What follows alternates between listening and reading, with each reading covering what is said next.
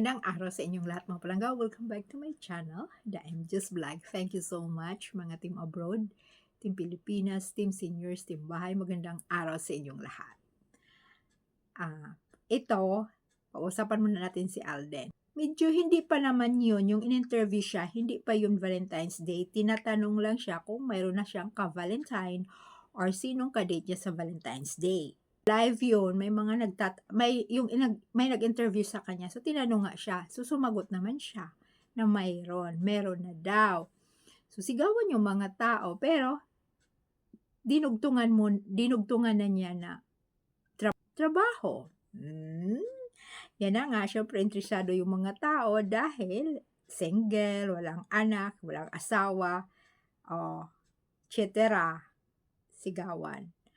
So, yan na nga, sa kabila, kampo, naglalabas na mayroong ka-date.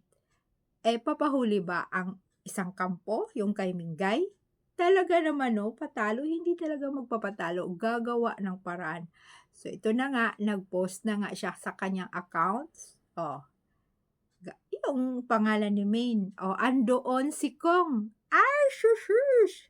Nakakatuwa. Tapos, mayroon pa doong nakasabi doon na forever Valentine. Basta may forever doon. Nakakatuwa. Dahil laki ng braso niya, may muscle. Nakita ko siya sa Itbulaga. Wala naman. Tama lang naman. Hindi naman yung parang namamaga na dito. Mayroon. Paniwala pa ba tayo doon mga palangga? Ialam na natin na hindi talaga magpapatalo basta yung mga sarsulis sa pahuli ba yan? Syempre, hinahanap din dahil nanahimik yung lalaki na yun. Kung nasaan na kaya? Wala nang mga palabas or wala nang nag-i-edit. So, talagang siya na lang mag-edit. Talagang nilagay doon sa kanyang account para paniwalaan. Siyempre nga hinahanap kung nasaan na ang kanyang asawang AI. Sasabihin naman ng iba, alam niyo mga palangga, hindi mo na talaga malalaman kung AI. Malalaman mo na lang kung talagang marunong ka nga. Marunong kang tumingin. Pero, siyempre hindi naman lahat talagang malinlang ka talaga. Masasabi mo talaga, uy, totoo talaga. Kasi totoo talaga Parang totoo talaga. Nako, mas masahol pa kaysa yung original. Sinong hindi maniniwala? Yan, nilagyan pa ng forever. Chichi! Talaga naman, para susuguri naman. Di masaya yung, anong pangalan ng kanilang tandem? Kasi sa atin, Aldab, sa kanila? Ay, nako.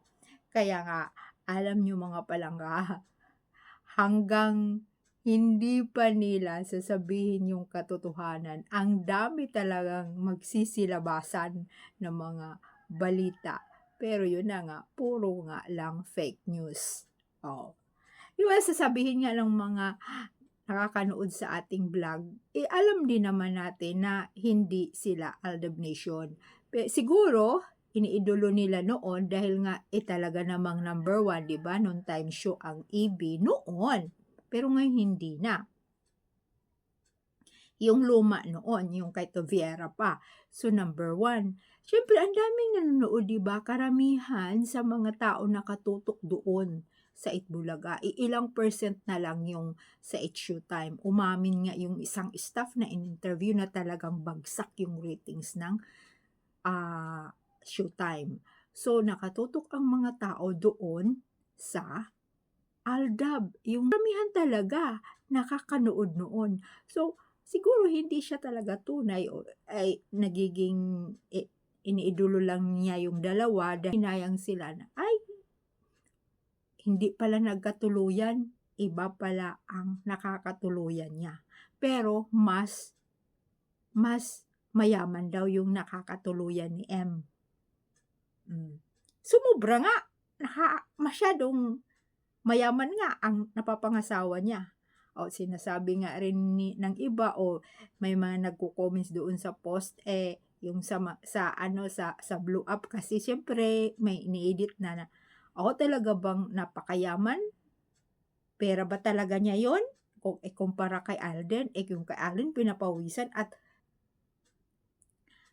pinagpaguran ni Alden, tapos walang tulog, lahat binibigay para lang siyempre 'no, na makakuha siya ng gano'ng pera sa kanyang buhay, hindi kagaya yung isa sabi nga nila, "Ay ang sarap naman ng buhay, o di helicopter." Siyempre kaya nga sinasabi nila mas mayaman daw yung napangasawa.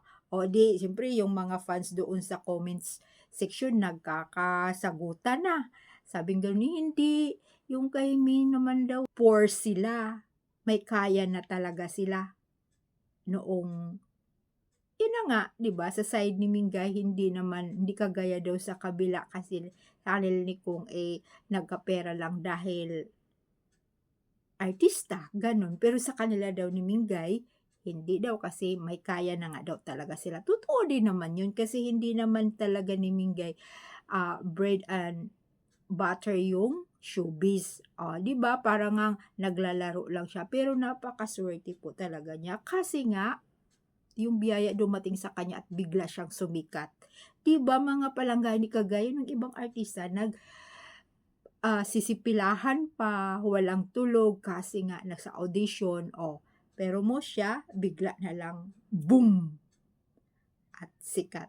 Kaya nga sabi ko sa inyo mga palangga, once na mayroon talaga o alam din naman natin once na may mag-post yung kabila, mayroon talagang tatapatan talaga yun lalo Valentine's Day yun. Sabi pa nga, ano daw, special daw.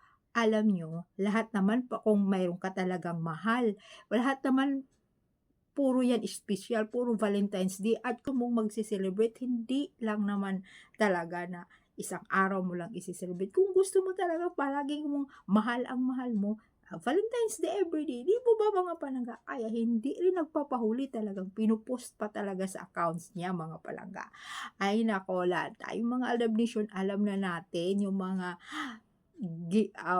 gawain ng mga sarsuelistas o yun, siyempre hinahanap na hindi na makikita-kita at wala ng mga edited. Wala na talaga, 'di ba?